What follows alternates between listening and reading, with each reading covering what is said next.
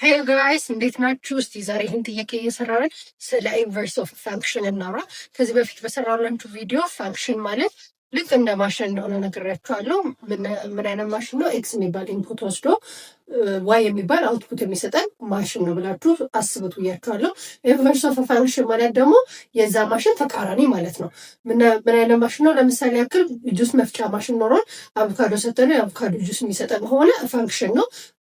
ኤክስ የሚባል ኢንፑት ወስዶ ዋይ የሚባል አውትፑት የሚሰጠን ማለት ነው። ኢንቨርስ ኦፍ ፋንክሽን ሲሆን የዚህ ጁስ ማሽን ተቃራኒ ነው ማለት ነው። አቮካዶ ጁስ ሰጠነው አቮካዶ የሚሰጠን ይሆናል ማለት ነው። ስለዚህ ኢንቨርስ ኦፍ ፋንክሽን ማለት የፋንክሽናችን ተቃራኒ ስራ የሚሰራልን ማለት ነው በዴፊኒሽን ደረጃ።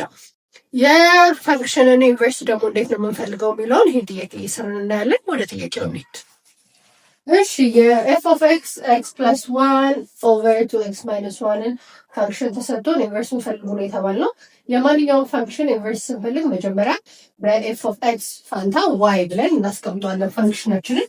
ዋይ ኢዝ ኢኳል ቱ ኤክስ ፕለስ ዋን ኦቨር ቱ ኤክስ ማይነስ ዋን እናደርገዋለን። ከዛ ኢንቨርሳችን ምንድን ነው የሚሆነው? በኤክስ ቦታ ዋይ እናስገባለን፣ ዋይ ቦታ ደግሞ ኤክስ እናደርጋለን ማለት ነው። ስለዚህ እዚህ ጋር ይሄ ኢንቨርሱ ምን ይሆናል? ኤክስ ኢኳልስ ዋይ ፕለስ ዋን ኦቨር ቱ ዋይ ማይነስ ዋን እናደርጋለን ማለት ነው። ከዛ በስታንዳርድ ፎርሙ እንዲጻፍልን ከዚህ ኢኩዌሽን ላይ ለዋይ ሶልቭ እናደርጋለን ማለት ነው። እስኪ ለዋይ ደግሞ ሶልቭ አድርገን እንዲያው እስኪ ይሄንን ክሪስ ክሮስ ስናደርግ ኤክስ ታይምስ ቱ ዋይ ማይነስ ዋን ይሆናል። በዚህ ጋር ደግሞ ዋይ ፕላስ ዋን ይቀራል ማለት ነው። ከዛ ደግሞ እቺን ኤክስ እስቲ ዲስትሪቢዩት እናድርጋ።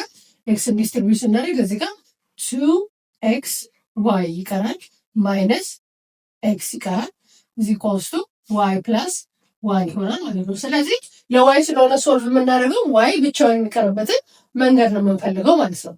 ዋይ ብቻውን የሚቀርበትን መንገድ ስለሆነ የምንፈልገው ምን እናደርጋለን? እዚህ ጋር ዋይ አለን፣ እዚህ ጋር ዋይ አለን። እነሱን ለመሰብሰብ እንሰበስባለን። ይሄን ዋይ ወደዚህ ስናመጣ ቱ ኤክስ ዋይ እቺ ዋይ እዚህ ጋር ፖዚቲቭ ነበረች፣ ኢኳል ሳይንን ሰጣት ማይነስ ትሆናለች፣ ማይነስ ዋይ ይሆናል ማለት ነው። እቺን ኤክስ ደግሞ ወደዛ እንወሰዳት።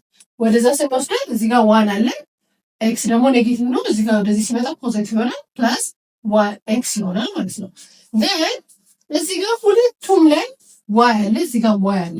ስለዚህ ምን ማድረግ እንችላለን? አንድ ዋይ ፋክተራይዝ አድርገን ማውጣት እንችላለን ማለት ነው። ስለዚህ ዋይን እዚህ ጋር ፋክተራይዝ አድርጌ ሳውጣ ዋይ ሲወጣ እዚህ ጋር ምን ይቀራል?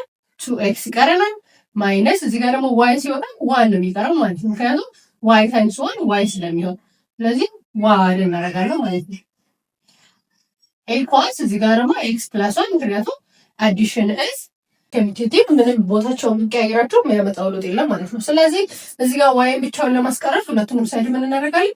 በቱ ኤክስ ማይነስ ዋን እናካፍላለን ማለት ነው። ይሄንንም በቱ ኤክስ ማይነስ ዋን እናካፍላለን። እዚህ ጋር ቱ ኤክስ ማይነስ ዋን በቱ ኤክስ ማይነስ ዋን ይታጥፋናል፣ ዋይ ብቻውን ይቀርልናል። እዚህ ጋር ደግሞ ምን እናገኛለን? ኤክስ ፕላስ ዋይ ኦቨር ቱ ኤክስ ማይነስ ዋን እናገኛለን ማለት ነው።